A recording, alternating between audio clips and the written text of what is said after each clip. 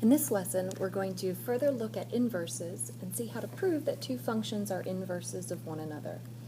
So just some key ideas that you should already know about inverses. An inverse relation interchanges the domain and the range of the original relation. So the x's and the y's switch position between the inverse and the original function. The notation that you see on your screen is read as f inverse. It is not an exponent, so if you think that this is f to the negative first power, you're incorrect. It just indicates f inverse of x. If you graph a function and its inverse, the graph of an inverse relation is reflected over the line y equals x, and this is shown in the graph you see on your screen. The line y equals x is that diagonal line through the origin, so the blue curve is the original function, and the red curve is the inverse. I'm going to do one problem here that reminds you how to find the inverse of a function. So the first thing you need to do is switch x and y. So what's y in this problem? It would be just another way of saying h of x. So my first step, once again, is switch it, so it becomes x here and y is over here. So I have x equals the cube root of y minus 3. So I need to isolate y. So I'm going to add 3 to both sides, which gives me x plus 3 equals the cube root of y. And the opposite of the cube root would be to cube something. So I'm going to cube this side and this side here, which is going to give me h inverse, or y equals x plus 3 quantity cubed, and I'm going to write this one final time as h inverse of x is equal to x plus 3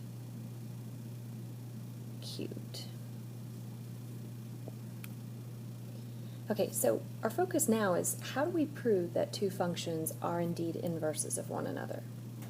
Well, there is a rule. It states that functions f and g are inverses if the following occurs. If f of g of x produces x and g of f of x produces x. So this means you have to find two different compositions. If they both equal x, then they are inverses of one another. So on your screen I've given you f of x and f inverse of x. We need to do two things here to prove that they are indeed inverses. First, I'm going to find f of f inverse of x. And then secondly, I'm going to go the opposite direction. I'm going to do f inverse of f of x. So two separate compositions. So the first one means I'm going to do f of, and I'm plugging in the inverse, 1/3 x plus 5/3. So this means everywhere in the f of x function that I have an x, I'm plugging in this right here. So I'm going to have 1/3 x plus 5/3. So I'm going to start by distributing that outer 3, which gives me x plus 5, and I still have the minus 5, and this produces x. So far so good, but I have to go the other direction, f inverse of the original function, and the original function is 3x minus 5. So now I'm going to do 1/3, I'm plugging in the original, 3x minus 5, plus 5/3. So I distribute the 1/3, which gives me x minus 5/3, plus 5/3 does indeed equal x. So this proves, because the composition both ways produces x, so they are inverses of one another.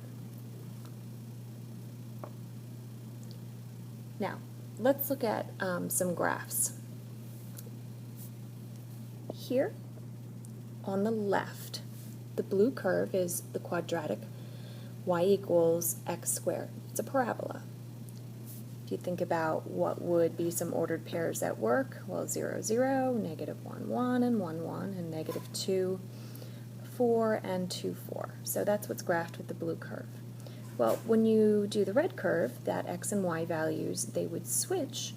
So 4, negative 2 would be right here. 4, 2 is here. So it's reflected across that line y equals x, which we already know. But what I'm trying to illustrate here is that the original, the function, f of x equals x squared, is indeed a function, but its inverse would fail the vertical line test. So it is not a function. So one of the things that we do is when we look at the inverse of this function, we restrict the domain to only the positive values. So if I'm only looking at this part of the blue curve, then the inverse of that is only going to be this part. But when I look at the function g of x equals x cubed, that's the blue curve. When I reflect that across the line y equals x, I get the red curve. That is the function because it would pass the vertical line test. So in this example 8, I'm illustrating to you what we were just talking about.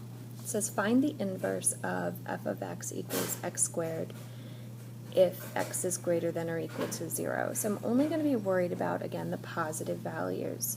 So I have y equals x squared. I'm going to switch those and make that x equals y squared. Solve for y means take the square root of both sides. So I'm going to have y equals square root of x. And I only care about the positive values. So if I do a quick table to see what that looks like, x and y, if I plug in 0, root of 0 is 0. If I plug in 1, root of 1 is 1. Plug in 4, root of 4 is 2, and so forth. So the inverse is going to be 0, 0, 1, 1, 4, 2. It's going to look like this. Whereas the original function, f of x equals x squared, is going to be like this.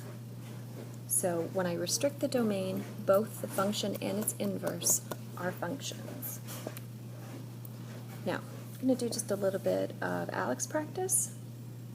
You're told that the one-to-one functions g and h are defined as follows. And when we say that something is one-to-one, it simply means that both the function and its inverse are functions. So the first one tells us in the directions g inverse of x. So we're computing g inverse of x, which means we're going to switch our x and our y. So I'm going to have x equals y plus 13 over 5, and I'm going to solve for y. So I'm going to multiply both sides by 5. Oops, hit the wrong button there. I'm going to multiply both sides by 5, which gives me 5x equals y plus 13. So then I subtract 13 from both sides, and I get 5x minus 13 equals y. And I'll just rewrite this as g inverse of x is equal to 5x minus 13. So that's what you would type in into Aleks here. Now, the second one is telling you to do g inverse composed with g of 2, or this is equivalent to g inverse of g of 2. So plugging 2 into the original function and then into its inverse. But remember what this actually will do. If something is one-to-one, if you plug it into the regular function and then into its inverse, it's going to undo each other. So the result here, without doing any math, it's got to output 2. If I input x, it must output x. Another way of thinking this through would be, okay, so here's your function g of x, and here's the inverse g inverse of x. So if we input some value in here, it outputs y. Well, that means when I input y into its inverse, it goes back to the original x. So that's how I know it's going to be 2 without really doing any math. Now, h inverse of 1, that means if I look at the set of ordered pairs, the inverse maps the y back to its x value. So I'm going to look at the y value that is 1, which is right here, and that maps back to 8. So h inverse of 1 is 8.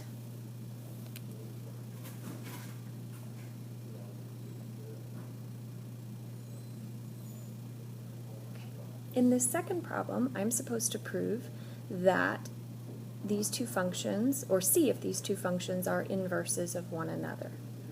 So I have f of x equals negative 1 over 6x, and it's telling me x can't be equal to 0 because then I'd have a divide by 0 error, and g of x equals 1 over 6x. So I'm supposed to find f of g of x in the first part of this. I'm going to come. So when I do f of g of x, it means I'm plugging in 1 over 6x into f of x. So that will be 1 over negative 6 times 1 over 6x. So now I've got a fraction in the bottom of a fraction, which would be 1 over, this and this would cancel, negative 1 over x, because 6 times 1 over 6x would be 1 over x. Now, how do I handle this? If you remember that dividing by a fraction is the same as multiplying by its reciprocal, this is the same as 1 times x over negative 1, which is going to be negative x. So this here produces negative x as an answer. So I already know that these are not going to be inverses of one another. Okay, but I am required to still figure out what is g of f of x. G of f of x. So that means I'm plugging I'm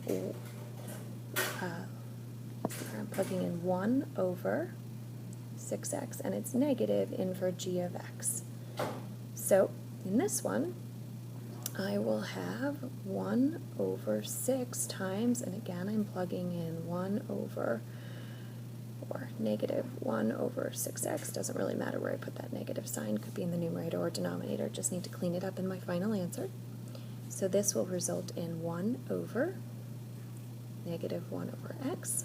And again, dividing by a fraction is the same as multiplying by its reciprocal, so it would be this, and again I get negative x. So they both produce negative x, but this means that they are not inverses of one another, because the law is when I do the compositions both directions, it must equal x if they are indeed inverses. All right, let's do one more quick one. Again, same exact thing that we're being asked to do, f composed with g of x. So I'm going to start there with this first one. So this means I'm plugging in x minus 2 for f of x. So that would be x minus 2 plus 2, well, that's going to be x. So that produces x for the first one. Now when I do the second composition, g of f of x, so this time I'm plugging in x plus 2 into g of x, which produces x plus 2 minus 2, which again is x. So this indicates I get x for both, so the composition both directions tells me that f and g are indeed inverses of one another. Okay, so now it's your turn to do some Aleks practice. If you are confused with any of the problems, go back and specifically look at the examples that I provided for you.